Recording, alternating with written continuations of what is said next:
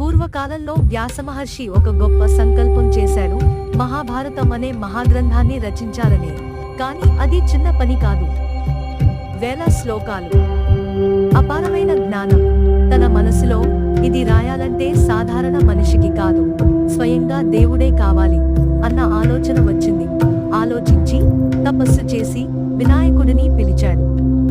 వినాయకుడు వచ్చి చెప్పాడు, నేను రాస్తాను, కానీ ఒక షరతు ఉంది. నీవు ఆగకుండా చదవాలి. నువ్వు ఆగితే నేను రాయడాన్ని ఆపేస్తాను. వ్యాసుడు అంగీకరించాడు. కానీ తన తెలివిని ఉపయోగించాలనుకున్నాడు.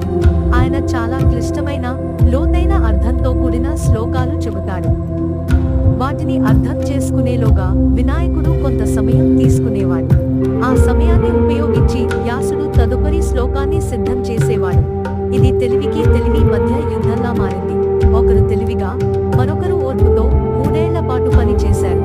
గణపతి రాసిన అక్షరాల మహాభారతం అజరామరం అయింది. శతాబ్దాల తరువాత కూడా మనిషి జీవితానికి మార్గదర్శకంగా నిలుస్తోంది. ఇది కేవలం ఒక గ్రంథం కాదు, ఇది జ్ఞానం, ఓర్పు, భక్తి, తెలివి కలిసిన మహాసత్యం. ఈ కథ నుంచి మనం నేర్చుకోవాల్సి నీతి ఏంటంటే, తెలివి ఉన్నవాడు గెలుస్తాడు, కానీ ఓర్పు కలవాడు పరిపూర్ణుడవుతాడు. గణపతి బాపా మోరియా.